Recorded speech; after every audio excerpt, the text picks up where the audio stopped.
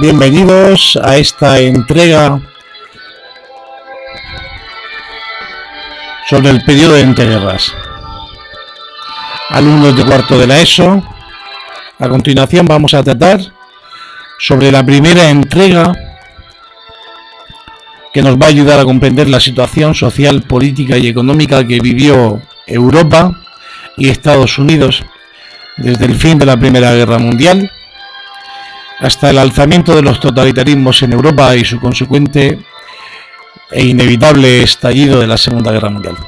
El denominado periodo de entreguerras enmarca un tiempo en el que las asperezas continuas en la sociedad, motivadas por una gran crisis económica, una disputa por el poder, que vemos latente en los sistemas democráticos, en Reino Unido, Gran Bretaña, la propia Alemania a través del sistema republicano del momento denominado República de Weimar, e incluso las medidas adoptadas en Estados Unidos para salir de esta Primera Guerra Mundial, en un momento de máximo apogeo y económico y una inevitable entrada en la Gran Depresión, en un momento en el que millones de personas se vieron en una situación económicamente completamente adversa. Antes de iniciar esta primera entrega bajo el título Periodo de Entreguerras, vamos a ver de qué manera interviene, y es muy importante comprender cómo el mapa de Europa se ve modificado a partir del fin de la Primera Guerra Mundial. Recuerde que Alemania había sido una gran protagonista durante la contienda y es exactamente el imperio alemán uno de los más cambiados territorialmente. Muy importante es el corredor que permite el acceso de Polonia al mar, cómo se desmembra el antiguo imperio austrohúngaro en lo que aparecerá siendo Checoslovaquia, Hungría, Austria. Este nuevo panorama territorial nos va a ayudar también a comprender cuán difícil va a ser para Alemania el restituir la situación económica, la indemnización por esta participación en guerra, este pago de indemnizaciones de guerra a los países vencedores, que va a suponer una situación de crisis profunda, no solamente económica, sino moral en el pueblo alemán. Dentro de este punto de entreguerras, en el que vamos a hablar sobre todo del aspecto económico, social, y nos llevará al político, es el de una crisis de posguerra propiciado por un elevado nivel de endeudamiento por parte de los países denominados vencidos. Una escasez de productos que van a estar en consonancia con el nivel de hambre y el nivel de precariedad de la población civil. Una Alemania que desprovista de ejército, desprovista de infraestructura, la maquinaria ferroviaria, submarinos, barcos que han sido expropiados por sus países vecinos, las propias minas de carbón que ahora van a estar a manos de la explotación francesa, suponen una hiperinflación. Esta hiperinflación que vive Alemania trae consigo también el intento de huida de un sector social que se encontraba en una situación de bienestar, libres profesionales que buscan en Francia, Reino Unido, otros lugares, incluso Estados Unidos, espacios donde poder reanudar sus vidas y salir de esta situación de crisis profunda. Esto supone, en el caso de la vecina Alemania, un cierre de fronteras frente a la situación imposible de cobrar las indemnizaciones del pago de guerra por parte de Alemania. Decide Alemania ocupar la zona rica del Ruhr. Es la zona alemana donde se había desarrollado la industria y es la zona alemana que supone, con su pérdida, una pérdida también no solamente del ámbito económico, sino de la moral del ciudadano alemán. A esta situación debemos de sumarle una devaluación por completo de la moneda alemana, el marco, niños jugando con billetes, familias echando manojos de billetes para poder calentar el hogar, un aspecto completamente destruido, desolador de las ciudades alemanas, trae consigo la incorporación de la ciudadanía en la recuperación de estos barrios, ciudades completas que han sido arrasadas tras los bombardeos de la Primera Guerra Mundial. Decíamos que otro de los frutos de esta inflación es la pérdida por completo del valor de la moneda legal en curso alemán, que es el marco. Las familias alemanas que durante el periodo de la contienda habían guardado sus ahorros, algunas también incluso lo habían retirado de los bancos, ven que ahora no sirve para nada y que ha perdido por completo el valor. Y con él ha perdido también el uso que tenía hasta ahora. Esta imagen nos ayuda a comprender con estos niños haciendo torres, haciendo juegos, con estos billetes, con estos marcos que no sirven para paliar el hambre, no sirven para comprar vestido. Sin duda alguna de las consecuencias del Tratado de Versalles, este tratado que de los 5 que se impusieron a partir de la paz de París, tal vez sea el más cruento e injusto, porque al final quien lo tuvo que vivir fue la ciudadanía, una ciudadanía que vivió una gran escasez de materia prima, una imposibilidad de poder calentar sus hogares, y esto supuso un caldo de cultivo para lo que vendrá más adelante siendo el pangermanismo. Por otro lado, existe una recuperación denominada de los años 20 en Estados Unidos, en el que se da un crecimiento económico propiciado por una industria nacional creciente que se pone al servicio de un vasto territorio devastado por la guerra. La situación favorable de Estados Unidos para poder ayudar a la crisis europea supone una mejora económica, y este crecimiento supone una incorporación también de la mujer a un mundo más libre, más igual. Destacar que en este momento se da el movimiento sufragista. A partir de la hiperinflación, lo que ha supuesto la Primera Guerra Mundial ha sido la incorporación de la mujer en el mundo laboral. Hombres que habían dejado sus puestos de trabajo, sus familias, para ir al frente. Han dejado un espacio libre en el que la mujer lo ha recuperado. La mujer ha ocupado ese puesto laboral y lo ha defendido, hasta tal punto que después de la Primera Guerra Mundial lo ha mantenido. Y lo ha mantenido y ha conseguido que en lugares como Reino Unido, en la propia Alemania, en la Unión Soviética y en otros muchos países, han luchado por la recuperación de un derecho legítimo, que es el voto. El voto y la incorporación de la mujer en el mundo laboral será otro de los posibles beneficios a destacar a partir de esta Primera Guerra Mundial.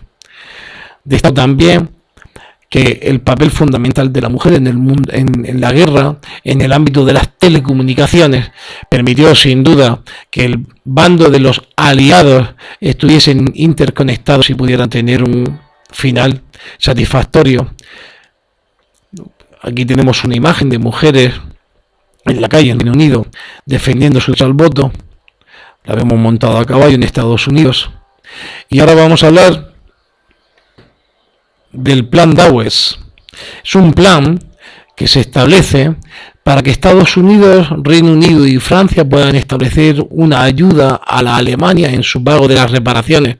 Reino Unido recibirá el pago de deuda, al igual que Francia y Estados Unidos, por medio de un préstamo contraído que no es ni más ni menos que la intervención por parte del Estado en todo lo que tiene que ver con las inversiones y lo que supone la devaluación del precio del marco.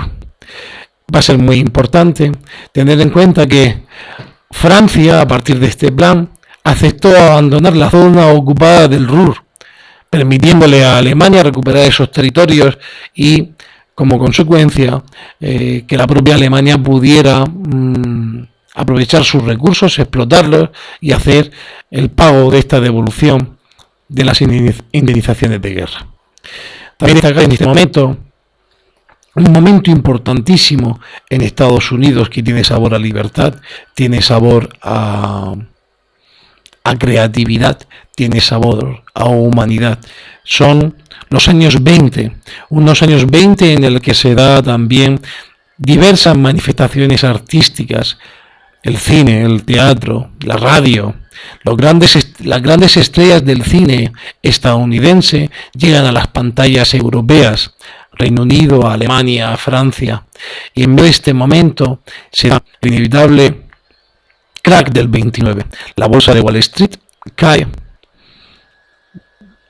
de miles de bancos que estaban operando en ese momento en Estados Unidos, apenas quedan unos miles, cierran con el dinero de la ciudadanía.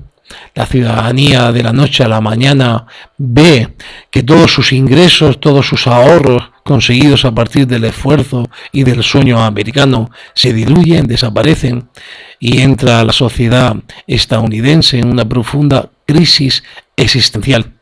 Este hundimiento de la bolsa de Nueva York, o llamado crack del 29, tiene distintas causas: la superproducción industrial, la sobreproducción agrícola, la especulación en la bolsa y el excesivo crédito bancario, que permitía al ciudadano que estaba trabajando poder adquirir un crédito, poder comprar un coche, poder comprar una casa, y luego todo esto quedó en el aire. El 24 de octubre de 1929 se pusieron a la venta 13 millones de acciones, lo que supuso la caída por completo de este crack, la caída de Wall Street. Esta crisis de los años 30, denominada como Gran Depresión, está acompañada por unos planes económicos políticos de intervención por parte del Estado en la economía del país. Viene bajo el nombre de New Deal, y este New Deal será su presidente de los Estados Unidos, Roosevelt, quien lo ponga en marcha. Cerraron empresas, los salarios se bajaron, el nivel de vida de la población descendió, vivieron de una manera recogida para que la economía del país pudiese refortalecerse y pudieran seguir adelante. La respuesta va a ser diferencias sociales en Estados Unidos que hasta hoy perduran. El sueño norteamericano se queda en la aparición de estratos sociales completamente pobres, alejados de aquellos que tienen una capacidad o una posición libre que les permite poder tener una sanidad, unos estudios y una higiene satisfactoria. Esta crisis profunda económica establece un control sobre la bolsa, establece por parte del Estado también un control sobre las explotaciones agrarias. El Estado también establecerá cuál será el salario mínimo. El propio Estado va a intervenir completamente para poder finalizar con la deflación y finalizar con esta situación de crisis bajo la que se encontraba todo un país emergente. En medio de esta situación vamos a destacar también el pulso, la rivalidad que se van a dar tanto en Europa como en Estados Unidos entre las facciones conservadoras y aquellas facciones más de izquierdas o liberales que buscan otras alternativas políticas que faciliten una mejora de la situación del país. Surgen entonces, a partir de esta Primera Guerra Mundial en Europa, un sistema político que adopta el nombre de sistema democrático como forma de gobierno. En Estados Unidos se presenta una característica también de sistema democrático en el que fundamentalmente el Partido Republicano y el Demócrata, que defienden la derecha y la izquierda, van a ser el ejemplo del bipartidismo, en el que la sociedad va a encontrar solo dos opciones de voto, solo dos opciones de representantes políticos a través de estos partidos. En el caso de las democracias europeas, Reino Unido, Francia, Alemania, adoptan también por un sistema en el que la ciudadanía elija por medio del voto, del sufragio universal, en este caso ya conseguido, pues un partido liberal y un partido conservador, un partido laborista. Francia continúa con su sistema republicano, al igual que nuestra vecina Alemania inicia la denominada República de Weimar y pone fin al Segundo Reich. En el caso de Estados Unidos, recordar de nuevo este bipartidismo que trae consigo una política conservadora. aislacionista, patriótica y que genera a partir del presidente Roosevelt un sentimiento de protección hasta tal punto que genera en la sociedad una situación de estrechez. Se implanta la ley seca. Aparecen los movimientos ideológicos extremistas. Ku Klux Klan. Estados Unidos en este momento no tiene reconocimientos por igual a todos sus ciudadanos. Una población afroamericana que carece por completo de derechos. Un inicio de gangsterismo con una ascendencia italiana e irlandesa provocada por aquellas migraciones que hablábamos en el inicio de esta entrega. Tenemos en la imagen a un referente del gángster italiano, Alfonso Capone. Una ley seca que provoca pues la aparición de policía corrupta, de bandas callejeras, de control del alcohol de manera fraudulenta y clandestina. Una situación en la que Europa y Estados Unidos se encuentran en una crisis ya no solamente, sino una crisis existencial de valores que lamentablemente dará paso a la siguiente entrega, que es la de la entrega de los alzamientos totalitaristas en Europa. Los totalitarismos alemán, el nazi, el totalitarismo italiano, fascismo, y el totalitarismo en la Unión Soviética, el estalinismo. Lo dejamos aquí y finalizamos con esta entrega.